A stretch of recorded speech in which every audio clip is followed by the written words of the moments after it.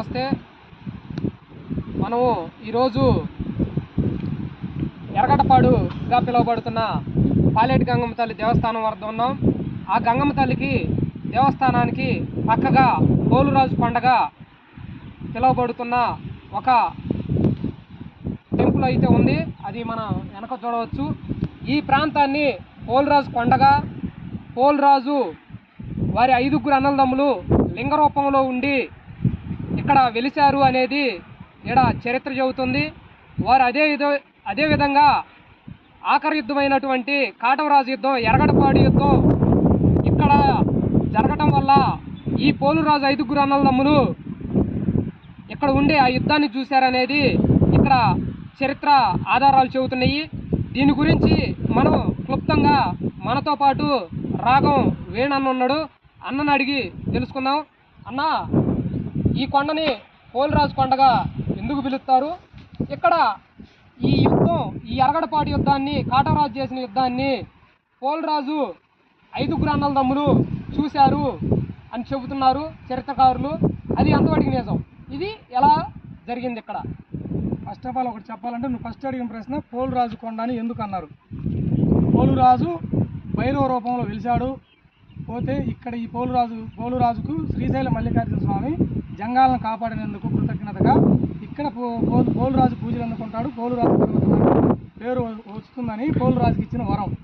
అక్కడి నుంచి ఆయన ఆ జంగాల కోసం ప్రాణత్యాగం చేసిన మరుక్షణం లింగ రూపంగా వెలిసి 60 ఏళ్ల పాటు వారి ముందు తరం కాటమరాజు, వాళ్ళ అన్న సోదరుడి కుమారులైన కాటమరాజు వాళ్లకు 60 సంవత్సరాల ఎరుక చెప్పుటకు ఇక్కడ జీవంతో ఉంటూ పూజ అందుకున్నాడు అనేది చరిత్ర మనకి స్పష్టంగా చెబుతుంది. కాటమరాజు చరిత్ర, కాటమరాజు వీరభారతం అనే చరిత్ర ఇది స్పష్టంగా ఉంది.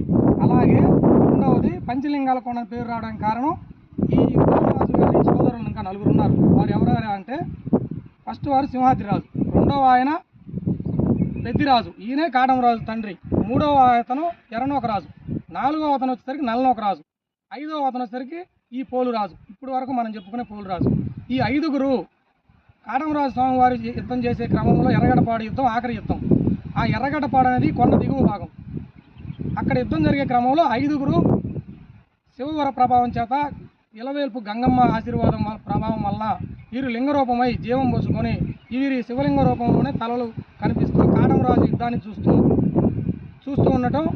అలా ఆ రోజు ఆ చరిత్రకు చిహ్నంగానే పంచలింగాల కొండ, 5 శివలింగాలు ఉన్నాయి కనుక పంచలింగాల కొండ. ఈ పంచలింగాలు కాలక్రమేణా చాలా కాలం పాటు ఇక్కడ పూజలు అందుకున్నాయి కాబట్టి పంచలింగాల కొండ అనేది రెండవ పేరు.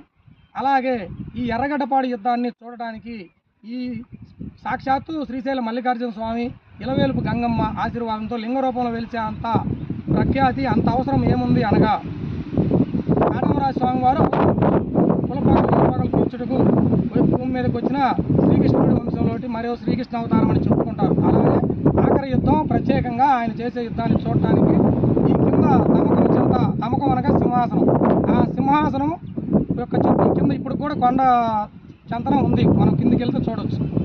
అలాంటి ఆ తమకం చంద దగ్గర యుద్ధ పంపులు జరిగినాయి. కాటమరాజు గారి సింహాసనం అక్కడ యుద్ధానికి నాంది పలికినప్పుడే ఈ పంచలింగాల కొండ మీద పంచలింగాలకు లింగాలు వెలవడానికి ఆరంభమైనట్లు చరిత్రలో స్పష్టంగా ఉంది.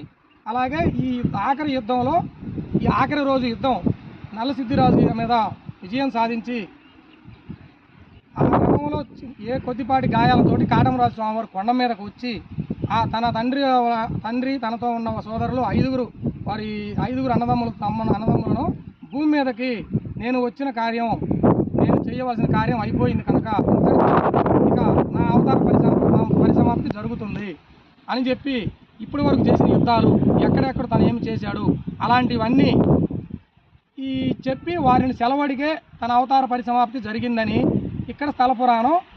అలాగా కొమ్ముల వారు, అలాగే తంగిరాల వెంకట సుబ్బారావు గారు దీని మీద కాటమరాజు చరిత్ర PhD చేసిన కనకబండి మోహన్ రావు యాదవ్ గారు, ఇలాంటి వాళ్ళ ప్రముఖుల వల్ల కొన్ని పుస్తకాలు ఇప్పటికి కూడా మనకి పుస్తకాలు చరిత్ర స్పష్టంగా చెబుతున్నాయి. కాటమరాజు చరిత్ర మీద PhD చేసి ఉస్మానియా యూనివర్సిటీలో PhD పట్టా పొంది భారత ప్రభుత్వం చేత ప్రశంసలు పొందడం అంటే, ఈ యొక్క చరిత్ర ఎంత గొప్పదైతే భారత ప్రభుత్వం ఈయనకి ఎంత పురస్కారం ఇచ్చింది. అంత గొప్ప చరిత్ర ఈ స్థల పురాణం. ఇలాంటి చరిత్రలో చెప్పుకోదగ్గ ఒక హిస్టారికల్ ప్లేస్ ఇది. అలాంటి ప్లేస్లో